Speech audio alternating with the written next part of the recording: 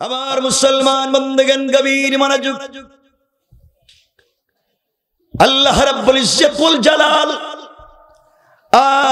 আখিরি জামানার পয়গম্বর সরকারে কায়নাত দু জাহানের সরদার নবী রহমত জনাবে মুহাম্মদ রাসূলুল্লাহ সাল্লাল্লাহু আলাইহি ওয়াসাল্লাম কে আল্লাহ তাআলা জানিয়ে দিয়েছেন, বন্ধু আমার, দুনিয়ার জমিনে যারা আমি আল্লাহর গোলাম দাবি করবে, আশিক রাসূল দাবি করবে, দুনিয়ার জমিনে যারা নিজেকে আমি আল্লাহর গোলাম মনে করবে, আল্লাহর গোলামের গুণ কি, কোয়ালিটি কি, কন্ডিশন কি, আল্লাহ যে বললেন 61 দুনিয়ায় 3টা পুরস্কার দিবেন, আখিরাতে একটা পুরস্কার দিবেন, কেমন মানুষকে দিবেন, ওই কথাগুলাই আল্লাহ তাআলা কোরআনে কারীমের 19 নম্বর পারা 25 নম্বর সূরা আল ফুরকানের 19 নম্বর আয়াত থেকে আল্লাহ তাআলা কোরআনে কারীমের সূরা আল ফুরকানের 63 নম্বর আয়াত থেকে আল্লাহ তাআলা এক এক করে বর্ণনা করলেন।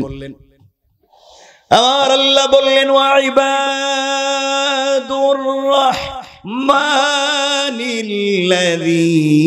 ইয়ামশুনা আলাল আরদি হাওনা।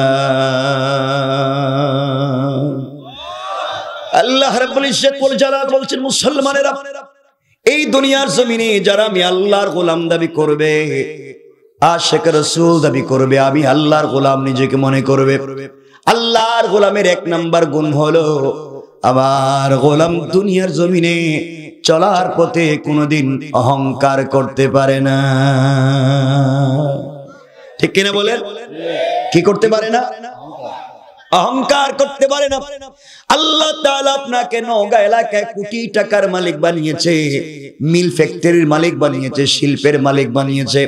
আপনি যদি আপনার সম্পদের জন্য দুনিয়ার জমিনে অহংকার করে বসে, আমার আল্লাহ চাইলে 10 তলা থেকে থাবড়ায়া গাছতলায় নামাইয়া দিতে আমার আল্লাহর 1 মিনিটও দেরি হবে না। কোন ঠিক কিনা? আর আপনি যদি অহংকার ছেড়ে দিতে পারেন, নিজেকে মাটির সঙ্গে মিশিয়ে দিতে পারেন, আমার আল্লাহ চাইলে গাছতলা থেকে, বাঁশতলা থেকে কান ধরে 10 তলার মালিক বানাইয়া দিতে আমার আল্লাহর 1 মুহূর্ত দেরি হবে না। কোন ঠিক কিনা? এজন্য আল্লাহর গোলাম যিনি হবেন, আল্লাহর গোলামের 1 নম্বর কোয়ালিটি, অহংকার করা যাবে। সবাই বলেন না যাবে। আপনারা করেননি না? আপনারা তো ফেরেশতা পর্যায়ে পৌঁছে গেছে না, কইতেছে ডাইরেক্ট সব আকাম কুকাম করে বসে রয়েছে, কই না অহংকার করা যাবে। দেখবেন বেচার আগে এলাকায় গরিব ছিল, এখন ছেলে মেয়েদেরকে বিদেশে পাঠাইয়া হয়তো টাকা পয়সার মালিক হয়ে গেছে। টাকার গরমে, এখন টাকার গরমে এলাকায় থাকাই যায়। আছে না নাই? আছে না নাই? আছে। অনেক সমস্যা। অহংকার হতে হতে শুধু পাবলিকে নয়, আলেম উলামাদের ভিতরে অহংকার কম না। দেখবেন এক এলাকায় যিনি বড় হুজুর, সব না, মাঝে মাঝে দেখবেন এমন আছে এলাকায় বড় হুজুর যিনি রাস্তা দিয়ে হেঁটে যাচ্ছেন, বড় হুজুর পাবলিক আর সালাম দেন না। কথা বলে নাকি? আমি বড় হুজুর, আমি দিব কেন? আমার সালাম দেন। কোন বড় হুজুরে সালাম দিলে জবাব দেয় না, জবাব দেয় না। বড় হুজুরের দিকে যাইতেছে, আপনি চিন্তা করলেন হুজুরদের সঙ্গে মুসাফা করলে শুনছি সাগীরা গুনাহ মাফ হয়, হুজুর একটু মুসাফা না, ঠান্ডা লাগতেছে, হাত দিতে চায় না, ঠান্ডা লাগে।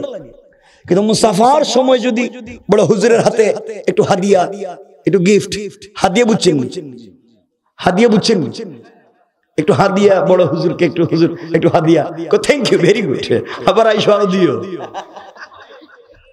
এখন তো সব ঠিক হয়ে গেছে। কথা বলেন না কেন? এগুলো সমাজে আছে না নাই? অহংকার কি পর্যায়ে পৌঁছে গেছে সমাজে। আমার বন্ধুগণ, কথাগুলো দিল দিয়ে শুনেন কি বলতে চাই। আল্লাহর গোলামের 1 নাম্বার গুণ, অহংকার করা যাবে না। শুধু মনোযোগ দিয়ে কথাগুলা শুনেন। এই কথায় যদি আমরা আলোচনা করি 2-2.5 ঘন্টা লাগবে। অহংকার করলে ক্ষতি কি? অহংকার ছেড়ে দিলে লাভ কি? কোথায় যাব না। আল্লাহর গোলামের 2 নাম্বার গুণ আল্লাহ বললেন, ওয়াইদা খাতাবাহুমুল জাহিলুনা ক্বালু সালামা।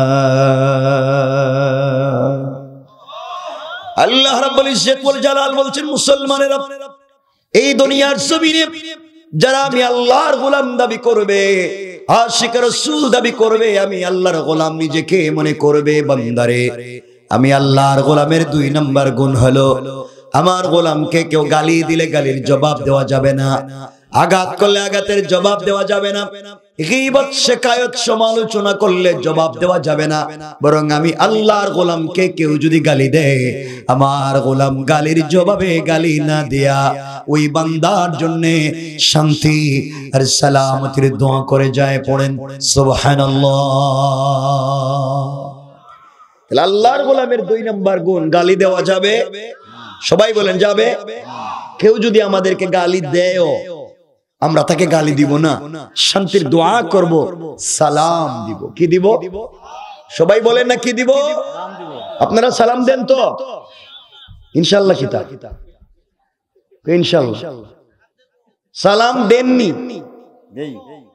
আমি দেব তো জিগাই, আমি বলছি সালাম দেন কিনা হিডে কোন। মিথ্যা কথা কইেন না, কেন মিথ্যা কথা বলবেন? এতগুলা মানুষ একজন কই দেই। আমরা সকলে সালাম দিব, বলেন ইনশাআল্লাহ। কারণ সালাম এমন এক জিনিসের নাম যা আল্লাহর দিলকে নরম করে দেয়, আল্লাহর পক্ষ থেকে রহমত নিয়ে আসতে পারে এবং সকল বারাকাতের দরওয়াজাগুলো সালাম খুলে দেয়। সুবহানাল্লাহ, সুবহানাল্লাহ জোরে বললেন না? সুবহানাল্লাহ। এজন্য সালাম দিব, বলেন ইনশাআল্লাহ। ও কেমনে দিবেন আমরা একটু দেখি, আমরা অল্প অল্প করে শুনি। আমার মনে হচ্ছে আপনাদের অসুবিধা হইতেছে, আমি বুঝতে পারতেছি। সালাম শুরু করতে হবে পরিবার থেকে। আজ আমাদের পরিবার থেকে হযরতে শাহজালাল, শাহপরান, জুনাইদ বাগদাদি, আব্দুল কাদের জিলানী, মুঈনুদ্দিন চিশতি, এমন আল্লাহর ওলিরা আমাদের মায়েদের ঘর থেকে জন্ম নেয় না। এখন আমাদের মায়েদের ঘর থেকে নিজামউদ্দিন আউলিয়া জন্ম নেয় না, এখন আমাদের মায়েদের ঘর থেকে জন্ম নেয় নিজাম ডাকাত। কথা বলেন না কেন? এক সময় প্রাচ্যের অক্সফোর্ড খ্যাত ঢাকা বিশ্ববিদ্যালয় থেকে অনেক ভদ্র ভালো মানুষ জন্ম নিয়েছে, আর এখন ওই জায়গা থেকে জন্ম নেয় নিজাম ডাকাতেরা। এরা টাকা পয়সা ডাকাতি করে সকল জনগণকে রাস্তায় ফেলে দিয়ে কোটি কোটি টাকা মেরে বিদেশে পালিয়ে যায়। ঠিক কিনা জোরে বলে? এই নিজাম ডাকাতেরা দেশ ভরে যায়। আজকে আর কেউ ডাকাত থেকে আউলিয়া হয় না। আগে ছিল সুর, এখন হয়ে যায় ডাকাত। আগে ছিল বাটপার, এখন হয়ে যায় বদমাইশ। আগে করতো গ্রামে ধান্দাবাজি, এখন রাস্তায় করে ধান্দাবাজি। কথা বলে না কেন? সমাজ কত নিকৃষ্ট হয়েছে। এই জন্য মনে রাখবেন, একটা পরিবার যদি সুন্দর না হয়, এই পরিবার থেকে চমৎকার সন্তান আশা করা যায় না। আগামীর ভবিষ্যৎ, আগামীর বাংলাদেশ যদি চমৎকার করতে হয়, আমাদের মায়েদের ঘর থেকে আদর্শবান সন্তানকে নিয়ে আসতে হবে। এই আদর্শবান সন্তান যদি মায়েদের ঘর থেকে নিয়ে আসতে হয়, তাহলে স্বামী স্ত্রীর সম্পর্ককে চমৎকার করতে হবে। কথা বলে না কেন? আজকালকে ঘরে টাকা আছে, পয়সা আছে, এয়ার কুলার, এয়ার কন্ডিশন আছে, টাইলস আছে, সিরামিক আছে, সব আছে, কিন্তু স্বামী স্ত্রীতে কোনো সম্পর্ক নাই, মিল মোহাব্বত নাই। স্বামী বিদেশ থেকে টাকা পাঠায়, বউ ওই টাকা দিয়ে আরেকজন বল্টুর সাথে প্রেম করে। কথা বলেন না কেন? এগুলো সমাজে নাই। সমাজ কত নিকৃষ্ট খারাপ হয়েছে। এই জন্যে সব না আবার, এই জন্য সমাজকে সুন্দর করতে হবে। আজকে থেকেই আমাদের প্ল্যান করেন, স্বামী স্ত্রী সম্পর্ক যত চমৎকার হবে, সন্তান তত চমৎকার হবে। রাসূল পাক সাল্লাল্লাহু আলাইহি সাল্লাম আর হযরতে খাদিজাতুল কুবরা রাদিয়াল্লাহু তাআলা আনহা, স্বামী স্ত্রী সম্পর্ক চমৎকার ছিল। আল্লাহ তাদের ঘর থেকে জন্ম দিয়েছেন হযরতে ফাতেমা। সুবহানাল্লাহ বললেন না? সাইয়্যিদাতুন নিসাই আহলিল জান্নাহ হযরতে ফাতেমা, হযরতে ফাতেমা, হযরতে আলী, স্বামী স্ত্রী সম্পর্ক চমৎকার ছিল। আল্লাহ তাদের ঘর থেকে জন্ম দিলেন সাইয়্যিদা শাবাবি আহলিল জান্নাহ হযরতে হাসান আর হুসাইন। সুবহানাল্লাহ বলেন। আর আমাদের ঘর থেকে আমি কইতেছি না কিছু, আমি কইলে আবার বলবেন জানলাম কেমনে, এজন্য কইতেছি না। কত খারাপ হয়ে গেছে, কারণ তাদের মধ্যে স্বামী স্ত্রী সম্পর্ক ছিল, আমাদের মধ্যে এগুলো আর নাই। এই জন্য আজকের থেকে শামাইলে তিরমিজি তো এখন বাংলা পাওয়া যায়, দেখছি বাজারে। শামাইলে তিরমিজি পড়েন না, দেখবেন আম্মা জান আয়েশা বলছেন আল্লাহর রাসূল আমার স্বামী যখন ঘরে আসতেন, আমি ঘরের দরজার কোনায় চিপায় দাঁড়িয়ে থাকতাম, পর্দার আড়ালে দাঁড়িয়ে থাকতাম, রাসূল যেন আমাকে দেখতে না পান। তিনি আমাকে খুঁজে খুঁজে ঘরের ভিতরে এসে আয়েশা বলে ডাক দিবেন, আর আমি ঝাপটি মেরে পিছন থেকে তাকে জড়িয়ে ধরে তার কপালে চুম্বন দিয়া আমি স্ত্রী সর্বপ্রথম আমার স্বামীকে সালাম দিব। কিন্তু আল্লাহে, আল্লাহর জাত ও সিফাতের শপথ, আমি আমার জিন্দেগিতে আমার স্বামীকে কোনদিনও আগে সালাম দিতে পারি নাই, বরং আমার স্বামী আমাকে আগে সালাম দিতেন। সুবহানাল্লাহ, সুবহানাল্লাহ জোরে বলেন। আম্মা জান আয়েশা বলেন কোনদিন আমি সালাম দিতে পারি নাই, রাসূল আমাকে আগে সালাম দিতেন।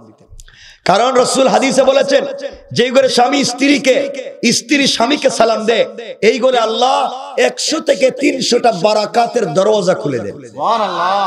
মিশকাত বাবুত তিব্বে ওয়া রিকাক, ডাক্তার এবং ডাক্তারি। রাসূল বলেছেন যেই ঘরে স্বামী স্ত্রীকে, স্ত্রী স্বামীকে আওয়াজ করে সালাম দিবে, তাদের হার্ট এবং কিডনিতে যদি কোনো রোগ থাকে আল্লাহ তা থেকেও তাদেরকে মুক্ত করে দিবেন। সুবহানাল্লাহ, সুবহানাল্লাহ বলেন। এই জন্য স্ত্রীকে মাঝে মাঝে সালাম দিবেন, কিছু কয় না। আল্লাহর রাসূল সব সময় বাহির থেকে এসে ঘরে স্ত্রীদেরকে সালাম দিতেন। এখন রাসূলকে আগেই বলছেন মানবেন, আল্লাহর হুকুম মানবেন রাসূলের তরিকায়। এখন বলেন স্ত্রীরে সালাম দেননি, দেননি, দেন না কেন? দেন না কেন? দেন নাই কেন? হ্যাঁ, তুমি বিয়ে করছো নাকি? তা কেউ বিয়ে করে নাই নাকি? বিয়ে তো করছো না, প্রেম তো 4-5টা করছো, এটা তো ভালোই পারো। সালাম দিবেন, বলেন ইনশাআল্লাহ। স্ত্রীকে তো সালাম দিবেন না লজ্জা করে, লজ্জা করে সালাম দিতে। আর বউরে পিটাইবার সময় লজ্জা কই যায়? ওই সময় লজ্জা কই থাকে আপনার? আজকের থেকে স্ত্রীকে সালাম দিবেন ইনশাআল্লাহ। সবাই বলে না ইনশাআল্লাহ। আরে ছেলে যারা জোয়ানেরা বিয়ে করছো না বা কি আছো, ইনশাআল্লাহটা কো আগামীতে তো দিবা, জোরে বলো ইনশাআল্লাহ। যে মুরব্বীরা একটু হাসতেছে আমার চেহারার দিকে তাকিয়ে, হেরা মনে মনে চিন্তা করতেছে হুজুর আপনি কোন কি বউরে সালাম দিব মানে? হেরা দেখলেই তো আমার রাগ উঠতে যায়, ঠিক কি না? এটা কয় ঠিক। এই বউরে যদি রাগ উঠতে যেতে বিয়ে করছিল রে, সব কই ঠিক। সালাম দিবেন ইনশাআল্লাহ, বলেন ইনশাআল্লাহ বলেন। আজকেই ওয়াজ থেকে বাসায় গিয়ে কিছু বলবেন? আচ্ছা যাক, আমি বলতেছি আজকেই বাসায় গিয়ে ঘরের দরজায় দাঁড়াইয়া বলবেন বউ আসসালামু আলাইকুম ওয়া রাহমাতুল্লাহ, বলবেন। বউ কই বৌমা হেরে আজকে কোন ভূতে ধরলো, হেরে আজকে কোন জিন্নাতে ধরছে, বলে জীবনে সালাম দেয় নাই, আজকে দেখে আমার সালাম দিতেছে। আপনি বলবেন আমারে ভূতে ধরে নাই, আমারে কিন্তু ভূতে ধরে নাই, ওয়াজ শুনছি আর এখন সুন্নত আদায় করছি, বলেন ইনশাআল্লাহ। ইনশাআল্লাহ কইবেন না কিন্তু ওয়াজ পাল্টাইয়া দিবেন। বিয়া করে যে বউ করে এনে যে কাজ করান, রান্না বাড়ি করান, ঘর মুছান, বাথরুম মুছান, কাপড় দৌত করান, সব উল্টা করে দিবেন, সব আপনি করা লাগবে। বউর কাজ করার কথা না হাদিসে, কাজ করার কথা আপনার। এই ওয়াজ করে দিতাম না, কয় সালাম দিবেন না তো এই ওয়াজ করে দিবেন। সালাম দিবেন ইনশাআল্লাহ, ইনশাআল্লাহ। ঘরকে সুন্দর বানিয়ে দিবেন কে? আল্লাহ। মাঝে মাঝে ঘরে গেলে, নিজের ঘরে গিয়ে মাঝে মাঝে স্ত্রীকে নিজের হাতে মুখে উঠাইয়া খাওয়াইয়া দিয়ে ভালোবাসা। হাসতেছে, মুরব্বীরা হাসতেছে। আমি ভালো কথা কইলাম, এরা হাসে, আমি বুঝতেছি না কিছু। হাসে কেন? দিবা তো? যুবকেরা কিছু কও না, তোমরা তো প্র্যাকটিস করতেছো, ঠিক না? ঠিক কইতেছে, ঠিক কইছে কেডা রে? তুই কারে প্র্যাকটিস করতেছো খাওয়াইয়া? ঠিক কইলি জি? ঠিক আছে। হারাম পথে প্র্যাকটিস হারাম, ঠিক আছে তো? গার্লফ্রেন্ড, বয়ফ্রেন্ড, প্রেমিক, প্রেমিকা, পরকিয়া হারাম। বলেন হারাম, বলেন হারাম।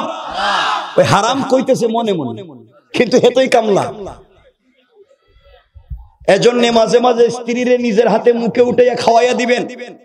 আল্লাহ রাসূলের স্ত্রী, আমাদের কলিজার টুকরা মা আম্মা জান আয়েশা বলেন, আমার মনে পড়ে না আমি রাসূলের ঘরে আসার পরে কোনদিন আমার হাত দিয়ে খাবার খেয়েছি।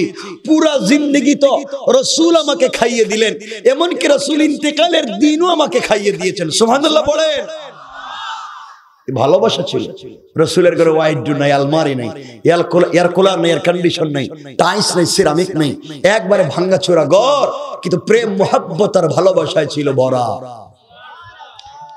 এই জন্য আমরা পারবো তো ইনশাআল্লাহ। মাঝে মাঝে স্ত্রীরে খাওয়াইয়েন নাকি? হেরা চিন্তা করতেছে হুজুর খাওয়াইবার কথা কইলেন, হে মনে করবো বিষ খাওয়াইয়া দ্বিতীয় বিয়ে করতে চাইতেছি। তা আপনি তো এই কাজ কইরেই রাখছেন শয়তানি কইরা, এজন্যই তো সেইটা চিন্তা করে। আল্লাহ আমাদের পরিবারকে সুন্দর করুক, বলেন আমিন। আরো জোরে বলেন আমিন। এখানে আরো অনেক কথা আছে, আমি বলতেছি না, কিন্তু পরে ঝামেলায় পড়ে যাবেন আপনারা। না আরে শোনেন, বলেন আমলের নামে নাই, বলেন বলেন কেমনে করবেন? আল্লাহ রসুলের ঘরে ছিল এক বালিশ, এক কম্বল, এক গ্লাস, এক প্লেট, এক বালিশে দুইজন ঘুমাইতেন জোরাজোরি করে, কেমন ভালোবাসা ছিল। আর আমাদের ঘরে স্বামী স্ত্রীরা একই বিছানায় ঘুমায়, একই খাটে ঘুমায়, একজন পূর্ব দিকে মুখ দিয়া, একজন পশ্চিম দিকে মুখ দিয়া, আর মধ্যখানে ব্যারিকেড দিয়ে কুল বালিশ দিয়া। কথা বলেন না কেন? মনে হয় এটা ইউক্রেন, এটা রাশিয়া, এটা আরেকটা বর্ডার দিছে, বর্ডার, এটা ক্রস করা যাবে না, ঠিক কিনা? কেমন হয়ে গেছি না আমরা, খারাপ। এই জন্য যুবকেরা তোমাদেরকে তৈরি হতে হবে আগামীর জন্য। তোমরা তো এখন থেকেই রেডি, সবকিছু কইরা সাইরা লইছো।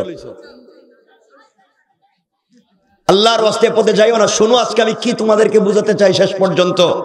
ও যুবকেরা শোনো, দুহাত জোড় করে বলছি, যুবকেরা শোনো কি বলতে চাই। আমিও তোমাদের মতো যুবক, আমিও চাইলে আজকে 10, 20, 30টা প্রেম করতে পারি। ও জওয়ানেরা, তোমাদেরকে তোমাদের ভাই হিসাবে বলছি, মাজার মুআবিজ জান্নাতে চলে যাইব। তালহা, জুবাইর, হামজা, হানজালা, জাফর, খালিদ ইবনে ওলীদ, আব্দুল্লাহ বিন রাওয়াহা, জওয়ান ছেলেরা আমাদের সামনে কেমনে কেমনে জান্নাতে চলে যাইব।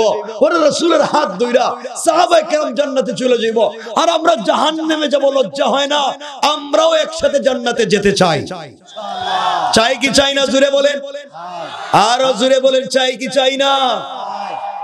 এজন্য পৃথিবীর নোংরা প্রেম ভালোবাসা বাদ দিতে হবে। ঠিক কথা বলি নাই, আমি ঠিক যাই না শুনে বলতেছি। ইনশাআল্লাহ কোন বলেন, ইনশাআল্লাহ বাদ দিতে হবে। যুবকেরা 2 মিনিট শোনো। ও যুবক, তুমি প্রেম করো, তোমার প্রেমিকা আছে, তোমার গার্লফ্রেন্ড হয়তো বিউটিফুল, খুব স্মার্ট, তার বয়স এক্সট্রা অর্ডিনারি করা, খুব সুন্দর কথা বলে, হ্যাঁ যখন কথা বলে বাতের প্লেট ফেলাইয়া কুত্তার মতো দৌড় দাও। সব ঠিক মানলাম।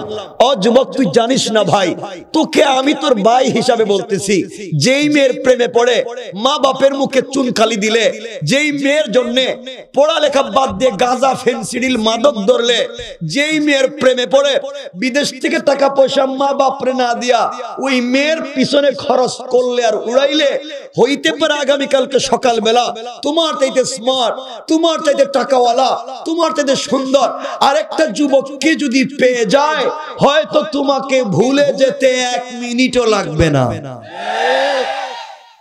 সব ধোঁকা।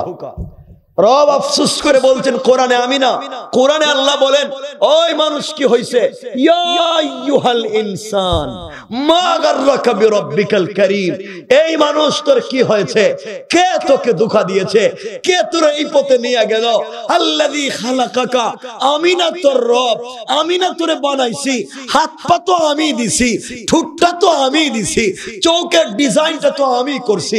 কোরআনে কারীমের 30 নম্বর পারা সূরা 3 এর মধ্যখানে আল্লাহ বলেন লাকাদ খালাকনাল ইনসানা ফি আহসানি তাকওয়িম, এই স্মার্ট ডিজাইনার বিউটিফুল তো আমি করছি।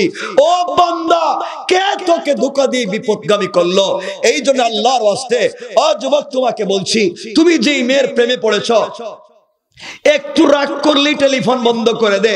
তোমার কাছে কোনো চাহিদা পেশ করছে, দিতে না পারলেই হয়তো টেলিফোন বন্ধ করে দিবে, বলবে আজকে তোমার সঙ্গে কথা বলবো না, আমার পাশে আমার মা ঘুমিয়ে থাকবে। ও যুবক, হতে পারে এই কথা বলে তোমাকে ধোঁকা দিয়া অন্য কারো সাথেও সারা রাত কথা বলতে পারে। রব বলেছেন সব ধোঁকা, রব বলেছেন সব ধোঁকা, এই পথ বাদ দাও। তোমরাও প্রেম করো, আমিও তো প্রেম করি, আমিও তো একজন প্রেমিক যুবক, আমি তোমাদের মতো নোংরা প্রেম করি না, আল্লাহও প্রেম করছেন, আমিও প্রেম করি। প্রেম যদি করতে হয়, ভালো যদি বাসতে হয়, একজনকেই বাসা যায়, তিনি কে? পৃথিবীর কোন মানুষকে 100% খুশি করা যায় না, না মাকে না বাপকে। তুমি বিদেশে থাকো, মা বাপ তোমার কাছে কোনো জিনিস চাইছে, যদি দিতে না পারো, মা বাপ হয়ে রাগ করে তোমার সঙ্গে কথা বলবে না। স্ত্রী বলবে 20 বছর তোমার ঘর সংসার করলাম, কি দিছিলা আমারে? ভাই বোন বলবে বিদেশে গিয়া ভাই পাল্টে গেছে। এক কথা, রাত দিন গাদার মতো খাটুনি দিয়ে ওদেরকে দাও, দিন শেষে বলবে ওরা কিছুই দেয় নাই। কথা বলেন না কেন? এই দুনিয়ার কোন মানুষকে 100% খুশি করতে পারবা না। রব বলেছে বান্দা, আমার কিচ্ছু লাগবে না, কিচ্ছু লাগবে না, আমি চাই না তোর কাছে, তুই একটাবার সেজদায় আয়, আমার কদমে সেজদায় গিয়ে বল সুবহানা রাব্বিয়াল আলা, আল্লাহ তুমি পবিত্র আর তুমি বড়। আমি রব কথা দিলাম তোর পুরা জিন্দেগীর অপরাধ ক্ষমা কইরা তোর ডাকে সাড়া দিয়া মিন হাবলিল ওয়ারিদ, গলার চাইতে রোগের কাছে আসতে আমি আল্লাহর দেরি হবে না। সুবহানাল্লাহ, জোরে বলেন না। রবকে কেমনে ভুলে যাও? যুবক তোমাদেরকে বলছি, আল্লাহই তো প্রেম করছেন আমার রাসূলের সঙ্গে, ভালো তো একজনকেই বাসা যায়। রব মাঝে মাঝে ডাক দিতেন আমার রাসূলকে, ইয়া আইয়ুহাল মুজাম্মিল, ইয়া আইয়ুহাল মুদাসসির, মাঝে মাঝে বলতেন কুম ফাআনজির ওয়া রাব্বাকা ফাকাব্বির ওয়া সিয়াবাকা ফাতাহির, মাঝে মাঝে ডাকতেন ও চাদরওয়ালা, চাদরের নিচে ঘুমায়া রইছো, উঠো। ও কম্বলওয়ালা, তুমি খাদিজার সঙ্গে ঘুমায়া রইছো, আমি রব তোমার প্রেমে পাগল, ঘুমাইতে গিয়াও ঘুম আসে না। লা তাখুযুহু সিনাতুন ওয়ালা নাওম, তুমি কেমনে আমাকে রাইকা ঘুমাও? আমি না 24টা ঘন্টা তোমার চিন্তা করি, তুমি ঘুমাইলা কেমনে? রব না তোমার জন্য ঘুমায় না। ইয়া রাসূলুল্লাহ, আপনি খাদিজার সঙ্গে ঘুমাই আছেন, আল্লাহু আরশ ইস্তাওয়া, আমি আরশে আজিমে একা একা ভালো লাগে না। বন্ধু উঠো, উঠো, আমি বলছি উঠো, ঘুম থেকে উঠে একটা বার আমাকে ডাক দাও, আরশে আজিমে থাকবো না, তোমার ঘরের দরজায় হাজির হয়ে যাব। হাজির। রব তো তার নাম। জওয়ান, তুমি কেমনে সেই রবকে ভুলে যাও? আফসোস হয় আমার কথা কষ্ট হচ্ছে, অসুবিধা হয়, আমি ওয়াজ রেখে দিব। এই জন্য যুবক, তুমি বুঝতেছো না ভাই, সারাদিন কিছু বললেই বলো ব্যস্ত, ভাই আসো না তাফসিরে ব্যস্ত, আসো না দোকান থেকে নামাজে ব্যস্ত। আরে যুবক, কিছু বললেই বলো ব্যস্ত ব্যস্ত ব্যস্ত।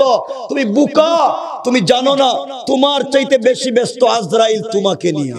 তোমারে আজরাইল খুঁজতেছে, সারাদিন দোকানদারি করে বিকাল বেলা কেশের বাক্স খুলে টাকা গুনতে গিয়েছো, টাকা আমার, মানদার দোকানদারি আমার, ব্যবসা বাণিজ্য আমার। তুমি জানো না হতে পারে তোমার কেশের বাক্সের ভিতরে আজরাইল বসা। আজরাইল আল্লাহরে বলতেছে, আল্লাহ ও বলে টাকা নাকি তার, ও বলে সম্পদ নাকি তার, আমসিক আও আত্রুক, ওরে ধর্মুনে ছাইড়া দিমু।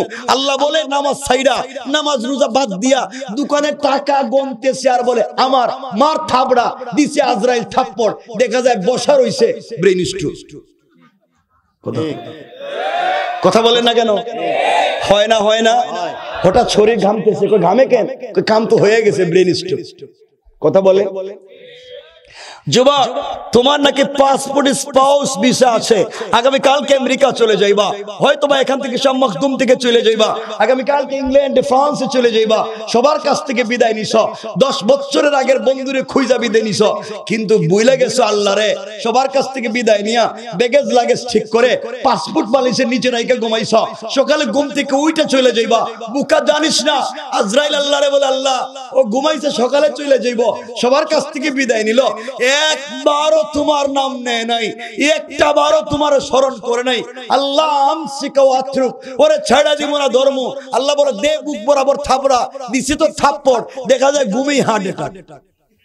কথা বলেন, বলেন ঠিক কিনা বলেন? কি বুঝলেন? আমার কথা খারাপ পাইতেছেন?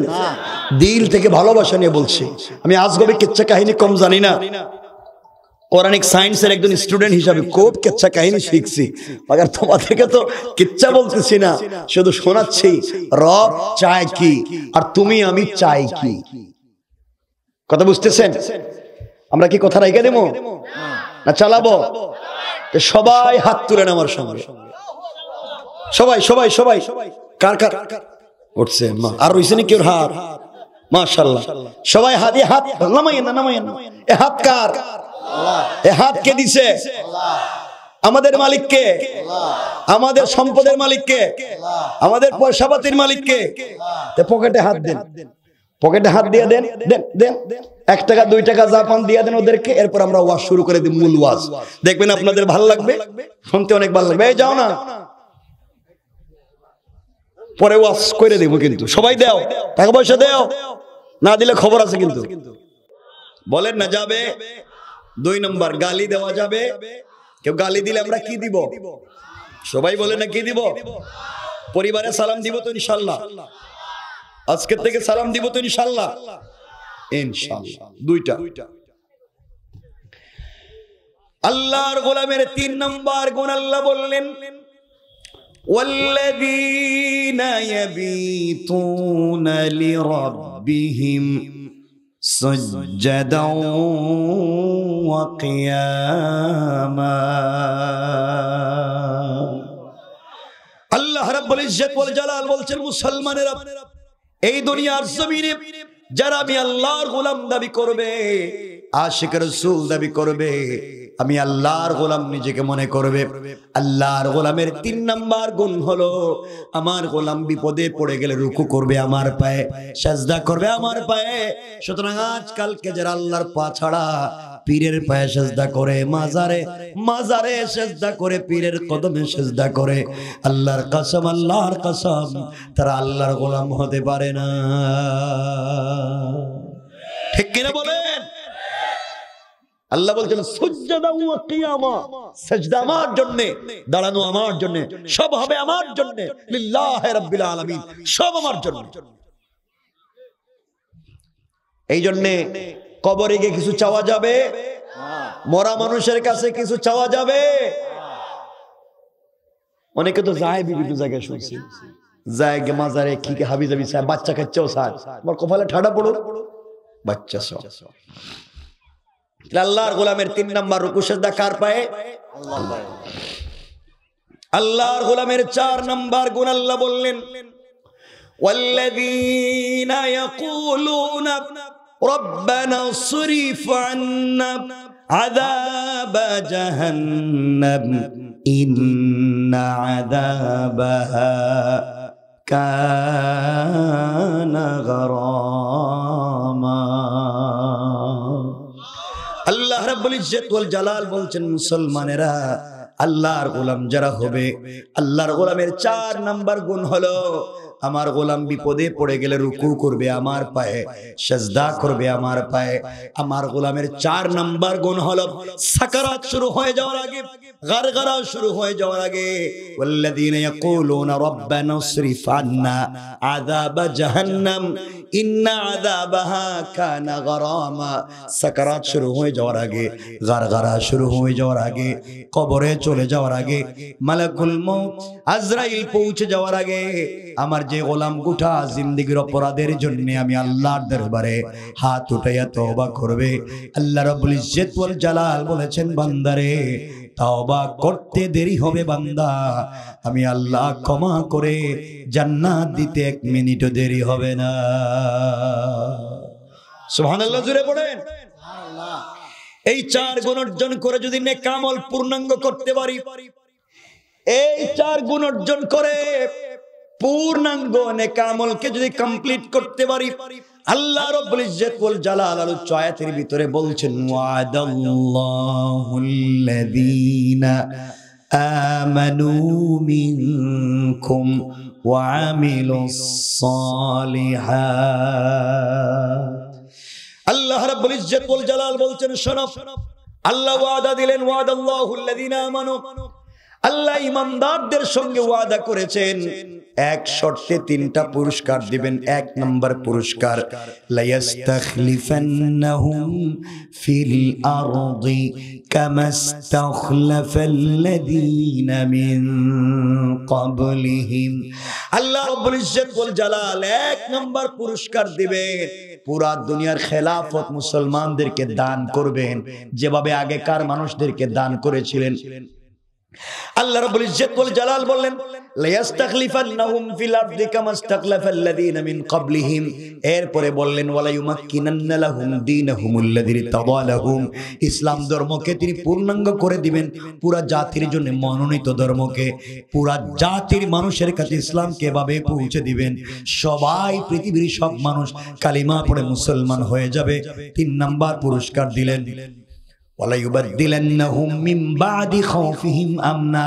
কাফেরদেরকে আজকে আমরা ভয় পাই, ইহুদি খ্রিস্টানদেরকে আজকে আমরা ভয় পাই, আল্লাহ বলছেন কাফেরদের অন্তরে মুসলমানদের ভয় ঢুকাইয়া দিব। এই 3 পুরস্কার দিব, পুরা দুনিয়া ইসলামী খেলাফত দিব, পুরা দুনিয়ায় দ্বীনকে কায়েম করে দেব, পুরা দুনিয়া ইসলামকে পাবলিকের জন্য মনোনীত করে সকল মানুষকে মুসলমান বানাইয়া দিব। 3 নাম্বার হলো, যারা থাকবে অমুসলিম তাদের দিলের ভিতরে মুসলমানদের ব্যাপারে ভয় ঢুকাইয়া দিব। 3 পুরস্কার দান করবেন, শর্ত একটাই, নেক আমল, ওয়া আমিলুস সালিহাত। যদি নেক আমল করতে পারি, আল্লাহর পরে বলছেন, ইয়াবুদুনানি লা ইউশরিকুনা বি শাইআ। আল্লাহ রাব্বুল ইজ্জত ওয়াল জালাল বলছেন, চলার পথে একমাত্র ইবাদত হবে আল্লাহর, তার ইবাদতের সঙ্গে কাউকে শরীক করা যাবে না। শরীক করা যাবে? জোরে বলেন, যাবে? কাউকে শরীক করা যাবে না।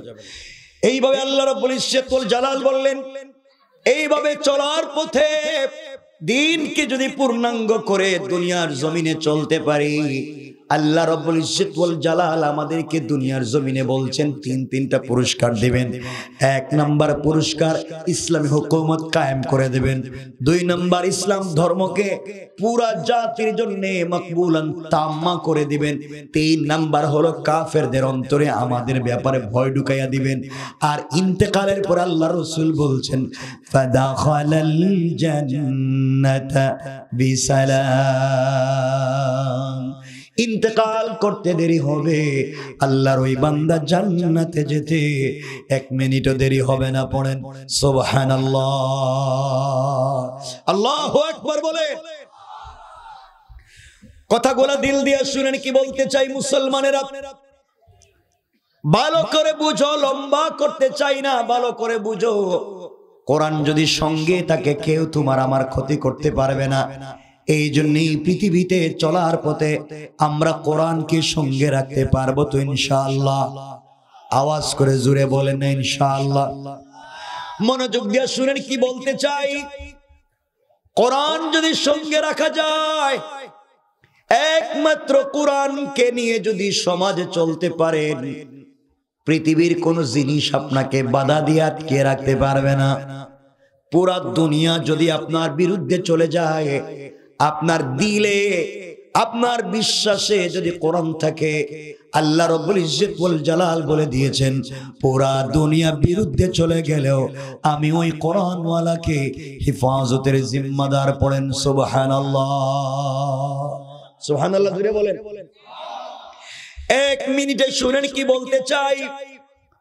কোরআন সঙ্গে থাকলে পুরা দুনিয়া যদি আমাদের বিরুদ্ধে চলে যায়, পুরা দুনিয়ার সামনে কেমনে আল্লাহ আপনাকে আমাকে বাঁচাইয়া দিবেন 1 মিনিটে শুনেন, ঘটনা বলবো না।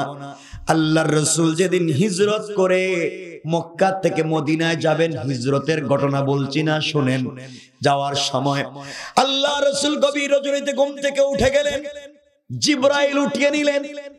আল্লাহর রাসূলকে বলছেন, পয়গম্বর আরবি, হিজরত করতে হবে ইয়াসরিবের দিকে, খেজুর বাগানের দিকে, মদিনার দিকে। আল্লাহর রাসূল উঠে গেলেন, ওযু করলেন, 2 রাকাত সালাত পড়লেন, ঘর থেকে বের হয়ে চলে যাবেন। এমন সময় আল্লাহর কাছে বলছেন, আল্লাহ তাআলা আপনি আমাকে বলছেন হিজরত করে যেন মক্কা থেকে মদিনার দিকে চলে যাই। আয় আল্লাহ, আমার ঘরের চতুর্দিকে কাফের নেজা নিয়া, তীর নিয়া, বল্লম নিয়ে দাঁড়িয়ে আছে। আমি ঘর থেকে বের হলে চতুর্দিক থেকে ডাইনে বামে পিছনে সবাই মিলে তো আমাকে একসাথে আক্রমণ করে মেরে ফেলবে। আল্লাহ আমি কেমনে যাব? আল্লাহ রাব্বুল ইজ্জত ওয়াল জালাল বলছেন, বন্ধুরে তোমার কাজ হলো আমার কোরআন থেকে তেলাওয়াত করে হাসবি আল্লাহ, আল্লাহ আমার জন্য যথেষ্ট, এই বিশ্বাস দিলের ভিতরে রেখে ঘর থেকে বের হওয়ার দায়িত্ব তোমার। আর পুরা কাফেরদের থেকে হিফাজতের জিম্মাদার স্বয়ং আমি আল্লাহ। আল্লাহ রাসূল দরজায় চলে গেলেন, দরজা খুলবেন, আবার বেক করে আল্লাহকে বলতেছেন, আল্লাহ আমি জানি সত্যি আপনি আমাকে বাঁচাইয়া দিবেন, সন্দেহ নাই। আপনি বলেছেন বাঁচাইয়া দিবেন, সন্দেহ নাই। ওয়ালাকিন লিয়াতমাইন্না কলবি, কিন্তু অন্তরে প্রশান্তি পাই না। আয় আল্লাহ, আত্মরক্ষার জন্য আপনি যদি আমাকে দুনিয়ার কোন ব্যবস্থা গ্রহণ করতে বলতেন, তাহলে আমারও তো একটু অন্তরে প্রশান্তি পাইতাম। আল্লাহ বললেন, বন্ধুরে তাহলে একটা কাজ করো, হাতের মধ্যে কঙ্কর নেও, অথবা বালি নেও, অথবা পাথর নেও, কোরআন থেকে তেলাওয়াত করে কাফেরদের চোখের দিকে নিক্ষেপ করো, আমি আল্লাহ তোমাকে বাঁচাইয়া দিব। আল্লাহ রাব্বুল ইজ্জত ওয়াল জালালের পয়গম্বর বলছেন, আল্লাহ পুরা কাফেররা অত্যাধুনিক অস্ত্র নিয়ে আমার ঘরের সামনে পিছনে দাঁড়িয়ে আছে, আর আমি বালি নিলে কি হবে? আল্লাহ বললেন, আত্মরক্ষা করা যাবে, তুমি তো কিছু তো হাতে নিয়েছো। আল্লাহ রাসূল আবার জানতে চাইলেন, আল্লাহ তাআলা কাফেররা তো চতুর্দিকে আছে, আমি তো একদিকে নিক্ষেপ করতে পারবো, সামনের দিকে যাবে, ডান বাম পিছনের কাফেররা তো আমাকে মেরে ফেলবে। আল্লাহ বলছেন, বন্ধুরে তুমি আমার উপরে বিশ্বাস রেখে কোরআন তেলাওয়াত করে ঘর থেকে বের হয়ে যাও, নিক্ষেপ করে ফেলো, আর চতুর্দিকের কাফেরদের চুকে চুকে পৌঁছে দেওয়ার জিম্মাদার স্বয়ং আমি আল্লাহ। সংক্ষেপ কথা বলবার জন্য আল্লাহর রাসূল হাতের মধ্যে কঙ্কর নিলেন অথবা বালি নিয়েছেন, বালি নিয়ে দরজা খুললেন, দরজা খুলে সামনের দিকে নিক্ষেপ করলেন। তাকাইয়া দেখেন ডাইনে বামে পিছনে চতুর্দিকের কাফেররা চোখ রগড়াতে লাগলো, চোখ মুছতে লাগলো। আল্লাহর রাসূল বুঝতে পারলেন সকল কাফেরদের চোখে এক চোখে পড়ে গিয়েছে, এক যুগে সকল কাফেরদের চোখে পড়ে গিয়েছে। আল্লাহর রাসূল মদিনায় পৌঁছে গেলেন, একদিন সুযোগ বুঝে বলতে লাগলেন, আল্লাহ তাআলা ওই দিন আমি নিক্ষেপ করলাম সামনের দিকে কঙ্কর অথবা বালি, চতুর্দিকের কাফেরদের চোখে কেমনে গেল? কেউ আমাকে ধরতে পারলো না। আপনি কি বলবেন কেমনে ওই দিন আসলাম? আল্লাহ বলেন, বন্ধুরে শোনো, তুমি কি বলতে পারবে কেমনে আসলা? আল্লাহ রাসূল বলছেন, আল্লাহ তাআলা আমি তো সামনের দিকে মারলাম, পিছনে কেমনে গেল আমি জানি না। আমার আল্লাহ জবাব দিলেন, বন্ধু শোনো, ওয়ামা رميت إذ رميت ولكن الله رمى। আল্লাহ রাব্বুল ইজ্জত ওয়াল জালাল বলছেন, বন্ধুরে তুমি যখন আমার উপরে ভরসা করে কোরআন তেলাওয়াত করে পাথরগুলো নিক্ষেপ করেছো, তখন এটা তোমার হাত থাকে নাই, আমি আল্লাহর কুদরতের হাত হয়ে গিয়েছে। আর আমি আল্লাহ আমার হাত দিয়া সকল কাফেরদের চুকে চুকে পৌঁছে দিয়েছি। সুবহানাল্লাহ, জুড়ে বলেন না। আল্লাহ ছেলে পারেন? আসতে বললেন যে আপনাদের মনে হয় অসুবিধা হইতেছে, আমি লম্বা করতে চাই না, আপনাদের অসুবিধা হচ্ছে? আল্লাহ চাইলে পারেন কি পারেন না? পারেন, আল্লাহ চাইলে পারে। খুব মনোযোগ দিয়ে শুনেন কি বলতে চাই আমার বন্ধুগণ। রব রাসূল পাককে বাঁচিয়ে দিলেন কত চমৎকার করে। আরেকটু আপনাদের দিকে সহজ করে বলতেছে, খুব লম্বা না, 12টার দিকেই আমরা রেখে দিব, চেষ্টা করবো আরো ভিতরে রেখে দেওয়ার জন্য। আমি তো অসুবিধা হইতেছে বুঝতেছি আপনাদের, কথাগুলো মনোযোগ দিয়ে শোনেন। আমরা যদি এই পৃথিবীতে এই আমলগুলা করে, যেগুলার কথা বললাম, এই কাজগুলা করে পৃথিবীতে একটা আমল করতে পারি, কয়টা? সবাই বলেন না, একটা। সবাই বলো কয়টা? একটা। আল্লাহর রাসূল বলছেন দুনিয়ায় 5 পুরস্কার, কয়টা? আর ইন্তেকালের পরে বিনা হিসাবে জান্নাত। সুবহানাল্লাহ। আমার বানানো কথা না, ইমামে আহমদ ইবনে হাম্বল রাহমাতুল্লাহি আলাইহি উনার জিন্দেগি থেকে বলতেছি। এক কথা বলি আমরা আলোচনা শেষ করে ফেলব, খুব সংক্ষেপ। আমার মুসলমান বন্ধুগণ, কথাগুলো এবার দিল দিয়ে শুনেন কি বলতে চাই। এই দুনিয়ার জমিনে একজন বড় বুজুর্গ আলেম, যার নাম ইমামে আহমদ ইবনে হাম্বল রাহমাতুল্লাহি আলাইহি। আমরা এই পৃথিবীতে নামে যে 4 মাযহাবের নাম শুনছি, হানাফি মাযহাব, শাফিঈ মাযহাব, মালিকি মাযহাব, হাম্বলি মাযহাব, এই 4 মাযহাবের এক মাযহাবের ইমামের নাম ইমামে আহমদ ইবনে হাম্বল। ইমামে আহমদ ইবনে হাম্বল এত বড় বুজুর্গ আলেম ছিলেন, তার জামানায় খালকে কোরআনের মাসআলায় কোরআন মাখলুক নাকি মাখলুক না, এই কথার উপরে বাদশা তাকে নির্যাতন করেছে। শরীর থেকে চামড়া উঠিয়ে দিয়েছে, হাড্ডির থেকে গোশত আলাদা করেছে, জেল গেটে মাকে দাঁড় করিয়ে ইমামে আহমদ ইবনে হাম্বলকে নির্যাতন করেছে। এত জুলমের পরেও সত্য বলা থেকে এক চুলো পিছনে যায় না। সুবহানাল্লাহ বলেন। এত বড় ইমাম, ইমামে আহমদ ইবনে হাম্বল এত বড় বুজুর্গ আলেমের নাম, যিনি আল্লাহর রাসূলকে জীবদ্দশায় 99 বারের বেশি স্বপ্নে দেখেছেন। ইমামে আহমদ ইবনে হাম্বল এত বড় বুজুর্গ আলেমের নাম, যিনি এই পৃথিবীতে সবথেকে বড় যে হাদিসের কিতাবগুলো আছে, এর মধ্যে বড় একটা হাদিসের কিতাবের নাম মুসনাদ ইমামে আহমদ ইবনে হাম্বল, যার ভিতরে 40,000-এর বেশি হাদিস আছে। ওই কিতাবটাও সংকলন করেছেন ইমামে আহমদ ইবনে হাম্বল। বলেন সুবহানাল্লাহ। চিন্তা করে ওই তার জিন্দেগির থেকে বলতেছি। এত কথা বলার অর্থ হলো ইমামে আহমদ ইবনে হাম্বল আমাদের মতো কেউ না। এই ইমামে আহমদ ইবনে হাম্বল রাহমাতুল্লাহি আলাইহি হাদিস সংগ্রহ করার জন্য একদিন গড় থেকে বের হলেন, দীর্ঘ পথ পর্যন্ত চলতে লাগলেন। কিছু দূর যাওয়ার পরে তিনি জানতে পারলেন একটা হাদিস অনেক দূরে একজনের কাছে আছে। ওই একটা হাদিসের তালাশের জন্য গড় থেকে বের হয়ে গেলেন। বৃদ্ধ মানুষ ছিলেন, লাঠিতে বর দিয়ে হাঁটতে লাগলেন। ঠান্ডার রজনী ছিল, হাঁটতে হাঁটতে সন্ধ্যা হয়ে গিয়েছে। বুঝতে পারলেন এখন যদি তিনি ব্যাক করে নিজের গ্রামে আসতে চান, একদিকে অন্ধকার রাত, কুয়াশাচ্ছন্ন রাত, ঠান্ডায় তিনি মরে যাবেন, তার কাছে কাপড় নাই।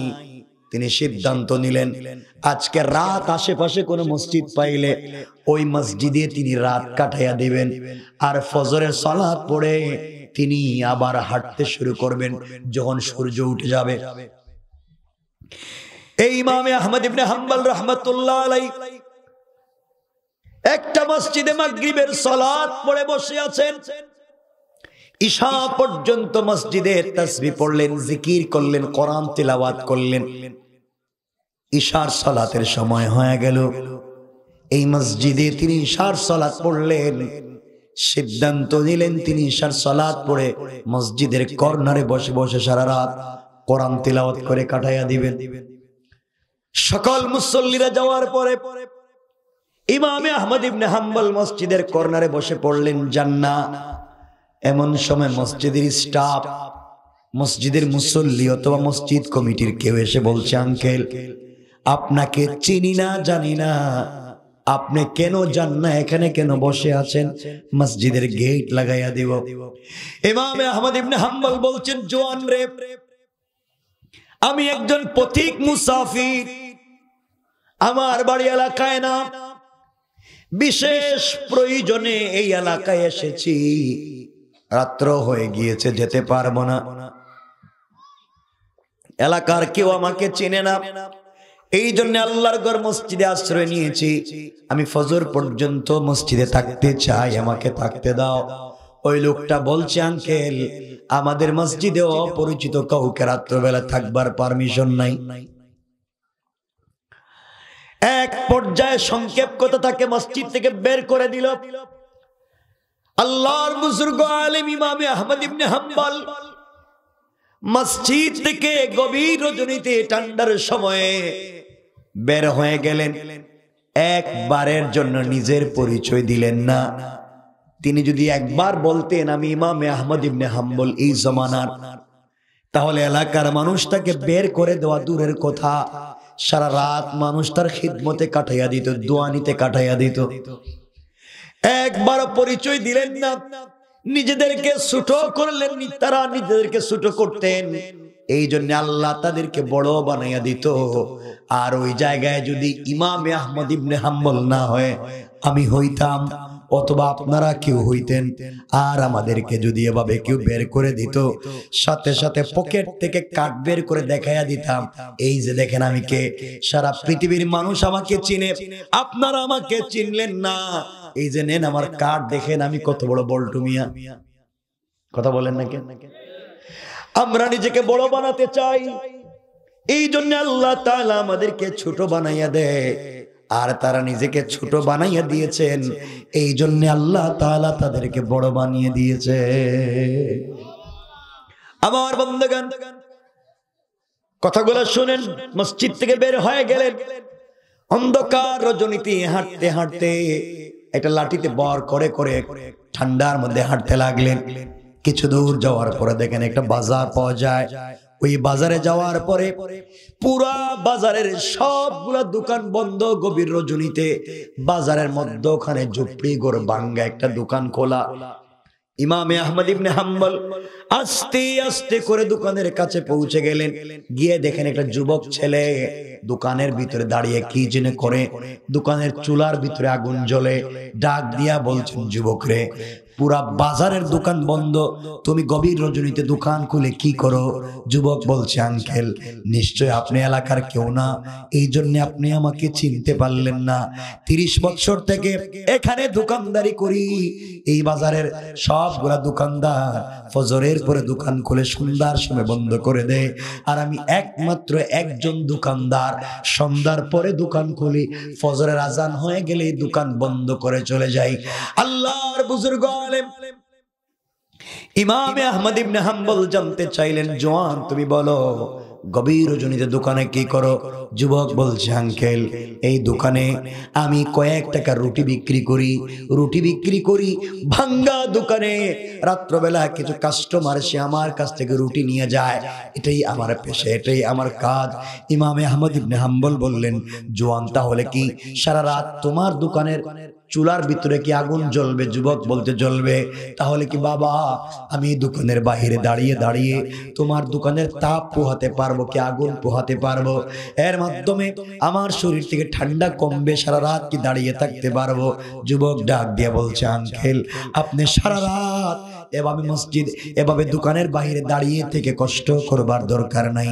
আপনি আমার দোকানে আসেন, আমিও ফজর পর্যন্ত থাকবো, আপনিও থাকবেন, আজান হয়ে গেলে আমিও চলে যাব, আপনিও চলে যাবেন। ইমামে আহমদ ইবনে হাম্বল যুবকের কথা শুনে দোকানের ভিতরে পৌঁছে গেলেন, দোকানের ভিতরে ঢুকে গেলেন। দোকানের ভিতরে যাওয়ার পরে তিনি আশ্চর্য হয়ে গেলেন। তারিখে ইবনে জারির তাবারিতে লিখে ইমামে আহমদ ইবনে হাম্বল তাকাইয়া দেখেন এই যুবকটা যখন রুটি বানাবার জন্য খামির বানায়, তখন যুবকটা পড়ে একটা শব্দ, আস্তাগফিরুল্লাহ।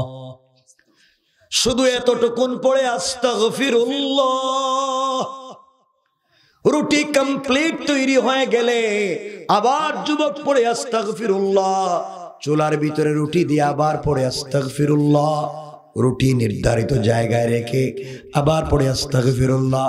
কেউ যখন তার কাছে রুটি নিতে আসে, তার হাতে রুটি দেয়, টাকা হাতে নিয়ে আবার পড়ে আস্তাগফিরুল্লাহ। এইভাবেই সময় কেটে যায়, আর কোনো কথা বলে না, শুধু আস্তাগফিরুল্লাহ আস্তাগফিরুল্লাহ আস্তাগফিরুল্লাহ এই কথাই বলে, আর কোনো কথা বলে না। ইমামে আহমদ ইবনে হাম্বল কৌতূহল বশত জিজ্ঞাসা করলেন, যুবক রে, কত তাসবিহ আছে, তুমি শুধু আস্তাগফিরুল্লাহ পড়ো, কথা বলো না, কারণ কি? যুবক ডাক দিয়া বলছে, আঙ্কেল, আপনাকেও আমি চিনি না, আপনিও আমাকে চিনেন না। আমার 20 বছর বয়সে দোকানদারি শুরু করেছি, 30 বছর থেকে দোকানদারি করি, 50 বছর বয়স হয়ে গিয়েছে। 30 বছর থেকে কোনোদিন আমার জবান থেকে আস্তাগফিরুল্লাহ ছাড়ে নাই। আমি কোনোদিন আস্তাগফিরুল্লাহ ছাড়ি নাই, আস্তাগফিরুল্লাহ পড়েছি। কেন পড়ো, তুমি কি পেয়েছো? যুবক বলছে, আঙ্কেল, আপনি কি জানতে চান এই আস্তাগফিরুল্লাহ পড়ে পড়ে আমি কি পাইছি? আপনি কি জানতে চান? আল্লাহর ওলি বললেন, বলো। ইমাম আহমদ ইবনে হাম্বল বললেন, যুবক বলো কি পেয়েছো? যুবক এবার বলছে, আঙ্কেল, আস্তাগফিরুল্লাহ পড়ে আমি যা পেয়েছি, আমার মন বলছে আসমানের নিচে জমিনের উপরে আর কেউ পায় নাই আমি যা পেয়েছি। ইমামে আহমদ ইবনে হাম্বল বলেন, বলো। যুবক এবার বলছে, আঙ্কেল, 1 নাম্বার, আমার ঘরে 50 জনের বেশি ফ্যামিলি মেম্বার, 50 জনের বেশি আমার পরিবারের সদস্য। আমি বাঙ্গা দোকানে ঝুপড়ি করে কয়েক টাকার রুটি বিক্রি করি, এই পয়সা দিয়া 50 জনের ফ্যামিলি চালাই। এতিমখানা, মসজিদ, মাদ্রাসা, গুরুস্থানে দান করি। এত দান খায়রাত সাদাকা করবার পরেও মাস শেষে দেখা যায় আমার পকেটের টাকা শেষ হয়ে যায় না। আল্লাহ তাআলা আমাকে টাকার মালিক বানিয়েছে, আমার টাকার অভাব নাই। এই বাঙ্গা দোকানে গভীর রাত্রে রুটি বিক্রি করি, আর কোনো কাজ নাই। আল্লাহ আমাকে কোটি টাকার মালিক বানাইছে। 2 নাম্বার, আঙ্কেল, এই বয়সে 50 বছর বয়সে আমার বন্ধু বান্ধব কত মারা গেল দেখলাম, কিন্তু আল্লাহ তাআলা এখনো আমার হায়াতে এমন বরকত দিয়েছে, এখন পর্যন্ত আমি বেঁচে আছি। ইমামে আহমদ ইবনে হাম্বল বলেন, আর কি পাইলা যুবক বলো?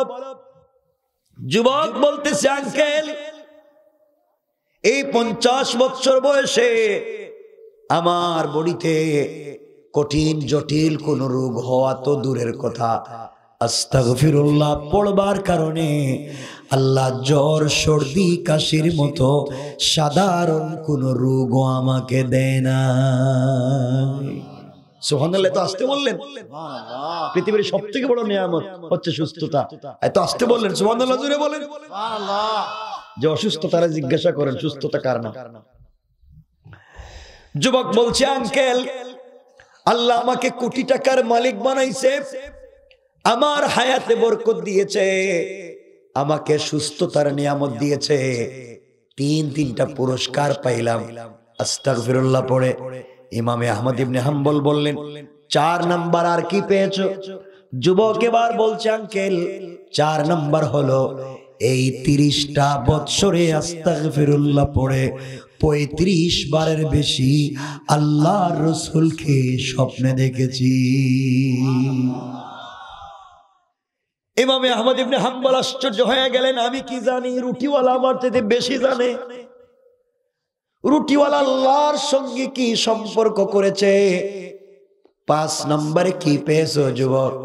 এবার যুবক বলছে, আঙ্কেল, 5 নম্বরে আমি আমার জন্য, আমার পরিবারের জন্য, এলাকাবাসীর জন্য, এলাকার যে মানুষ আমার কাছে দোয়ার জন্য আসে, আমি হাত উঠাই আস্তাগফিরুল্লাহ পড়ে পড়ে দোয়া, হাত উঠাই, হাত উঠাইতে দেরি হয়, আমি যার জন্য যে ব্যাপারে দোয়া করি সবগুলা দোয়া আল্লাহ কবুল করে নেন।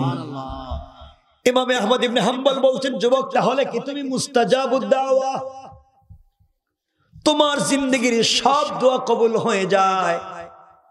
তাহলে কি তুমি মুস্তাজাবুদ দাওয়া? যুবক বলছে, আঙ্কেল মুস্তাজাবুদ দাওয়া কিনা জানি না, কিন্তু আল্লাহ তাআলা আমার জীবনের সব দোয়া কবুল করে। এবার জিজ্ঞেস করলেন, যুবক বলো, তোমাকে আল্লাহ কোটি টাকার মালিক বানাইছে, হায়াতে বরকত দিয়েছে, সুস্থতার নিয়ামত দিয়েছে, রাসূল পাককে স্বপ্নে দেখার সুযোগ দিয়েছে, সবগুলা দোয়াকে কবুল করছে, তোমার জীবনে তো কোনো কষ্ট নাই, সুখ আর সুখ, আনন্দ আর আনন্দ, তুমি কত ভালো। যুবক রে, এত আনন্দের ভিতরে তোমার দিলে কি কোনো ব্যথা আছে নাকি? তোমার দিলে কোনো কষ্ট আছে নাকি? এত আনন্দের ভিতরে, এত সুখ শান্তি রহমত আর বারাকাতের ভিতরে তোমার দিলে কি কোনো কষ্ট আছে নাকি জানতে চাই। এই কথা বলার সাথে সাথে যুবক সিজদায় পড়ে গিয়েছে আর চোখের পানি ছেড়ে আল্লাহকে ডাক দিয়ে বলেছে, আল্লাহ, আঙ্কেল আমাকে আমার দিলের কষ্টটা বাড়াইয়া দিয়েছে, আমার দিলের কষ্ট মনে করাইয়া দিয়েছে। যুবক বলতেছে, আঙ্কেল 30টা বছর থেকে আল্লাহর কাছে যা চাইলাম দিল, কোটি টাকার মালিক বানাইলেন আল্লাহ, হায়াতে বরকত দিলেন আল্লাহ, সুস্থতার নিয়ামত দিলেন আল্লাহ, নবীজিকে স্বপ্নে দেখার সুযোগ দিলেন আল্লাহ, জীবনের সবগুলো দোয়া কবুল করলেন আল্লাহ, কিন্তু এত কিছুর ভিতরে আমার দিলের ভিতরে আমার একটা কষ্ট রয়ে গেছে। 30 বছর থেকে আল্লাহকে বল, আমি শুনেছি এই জামানার সব থেকে বড় আলেম ইমামে আহমদ ইবনে হাম্বল, আল্লাহ আমি তাকে দেখতে চাই, তার কাছ থেকে দোয়া নিতে চাই, তার খিদমতে যেতে চাই, কিন্তু আঙ্কেল কি হয়েছে আমি জানি না, আল্লাহ সব দোয়া কবুল করে ইমামে আহমদ ইবনে হাম্বলকে দেখতে চাই, এই দোয়া কবুল করে না। আজও 3-4 বার সালাত পড়ে দোয়া করছি, মনে মনে ভাবছি কোন দিন জানি মরে যাব, কিন্তু কেন আল্লাহ আমার এই দোয়াকে কবুল করে না। এই জন্য আমার দিলে বড় ব্যথা। ইমামে আহমদ ইবনে হাম্বল আর নিজেকে সামলিয়ে রাখতে পারলেন না, তিনি বুঝতে পারলেন আল্লাহ তাআলা বুড়া মানুষটারে আজকে কেন সফর করাইয়া এত কষ্ট দিয়া এই ঠান্ডার মধ্যে গভীর রজনীতে এই রুটিওয়ালার দোকানে নিয়ে এসেছেন। আল্লাহ বুঝাতে চাইতেছেন, ওই ইমামে আহমদ ইবনে হাম্বল, দুনিয়ার জমিনে কত মানুষ রাস্তাঘাটে পড়ে আছে, কিছু পারফেক্ট, কিছু স্পেশাল আমল করে ওই রাস্তাঘাটে বৈশাও আমি আল্লাহর সঙ্গে স্পেশাল সম্পর্ক গড়ে ফেলেছে। ঠিক কিনা জোরে বলে? করতে পারে যে কেউ রবের সঙ্গে সম্পর্ক করতে পারে, শুধু একটা চমৎকার চরিত্রের দরকার পৃথিবীতে এবং আল্লাহর কাছে আখেরাতে। একবারে পৃথিবীর সমস্ত আমল যদি একদিকে রাখা হয় আর সৎ চরিত্র একদিকে রাখা হয়, সৎ চরিত্রটাই আল্লাহর কাছে দামি, কারণ কোন ইবাদতই ঠিক হয় না চরিত্র যদি সৎ না থাকে। এই জন্য সৎ চরিত্রের অনেক দাম যুবক। এই জন্য তোমাদের পায়ে হাত রেখে বলে যাই, চরিত্রটাকে ঠিক রাখো, যাই করো বাবা চরিত্রটা ঠিক রাখো। জীবনে আজ না হয় কাল সফলতা আসবেই, আসবেই সফলতা। চরিত্রকে ঠিক রাখো, কারণ চরিত্রহীন কাউকে আল্লাহ তাআলা এই সমাজে ইজ্জত দিতে চায় না, বরং বেইজ্জতির জিন্দেগি নসিব করায়। আমার বন্ধুগণ, ইমামে আহমদ ইবনে হাম্বল এবার চোখের পানি ছেড়ে দিয়েছেন, ডাক দিয়ে বলছেন, যুবক রে, তুমি ইমামে আহমদ ইবনে হাম্বলকে দেখতে চাও, আল্লাহ তাআলা আজকে ইমামে আহমদ ইবনে হাম্বলকে তার ঘর থেকে বের করে সফর করাইয়া সারা রাত সারা দিন হাঁটাইয়া রাত্র বেলায় বাজারে আইনা কিছুক্ষণ আগে একজন বৃদ্ধ লোককে তোমার দোকানের সামনে দাঁড় করাইয়া এই মুহূর্তে তোমার সামনে দাঁড়াইয়া তোমার দোকানের ভিতরে যেই মুরব্বী লোকটা তোমার সঙ্গে কথা বলে, আমি আর কেউ না, আমি হলাম সেই ইমামে আহমদ ইবনে হাম্বল। সুবহানাল্লাহ জোরে বলেন। চিন্তা করতে পারলেন ওই যুবক এত কিছু আদায় করেছে, কি পড়তো? খুব বেশি কিছু। এজন্য রাসূল হাদিসে বলছেন, আখলিস দীনাকা ইয়াকফিকাল আমালুল কালিল, অল্প আমলই তোমাকে আমাকে নাজাত দিতে পারে, শর্ত যদি সচ্চরিত্রবান হই। চরিত্র যদি ঠিক থাকে আমল কাজে লাগবে, চরিত্র যদি ঠিক না থাকে হাজার আমল করে গিয়েও আল্লাহর কাছে কোনো উপকারে আসবে না। এই জন্য আজকের পুরো আলোচনায় প্রথমে আমি তাওহীদ এবং রিসালাত বুঝিয়েছি। এই তাওহীদ রিসালাত মনে রেখে চারটা আমল আমাদের করতে হবে, চারটা গুণ অর্জন করতে হবে। এক, অহংকার করা যাবে না। দুই, গালি দেওয়া যাবে না।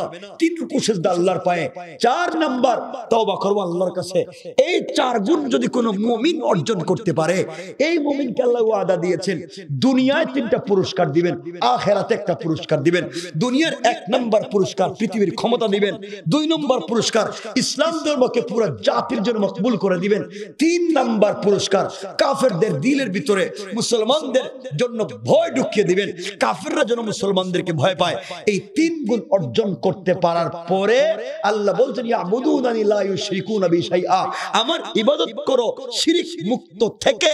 যদি করতে পারো রব বলেছেন ইন্তেকাল করলে বিনা হিসাবে জান্নাত। পড়েন সুবহানাল্লাহ। আর এতগুলো আমলকে সন্নিবেশিত করে কেউ যদি চলার পথে আস্তাগফিরুল্লাহ আস্তাগফিরুল্লাহ পড়তে পারে, তাহলে দুনিয়ায় 5টা পুরস্কার। 1 নাম্বার পুরস্কার হায়াতে বারাকা পাইব, কোটি টাকার মালিক হইতে পারে, সুস্থতার জিন্দগি পাইতে পারে, রাসূলকে স্বপ্নে দেখার সুযোগ পাইতে পারে, জিন্দগির সব দোয়া কবুল করাইতে পারে। আল্লাহ তাআলা আমাদেরকে কবুল করুন। পুরো আলোচনা কি বুঝতে পারলেন? এখন এতক্ষণ যা বলছি এই 2 মিনিটে আপনাদেরকে এতটুকু বুঝিয়ে দিলাম যে আমাদের কি এগুলাই করতে হবে, এই পথে চলতে হবে।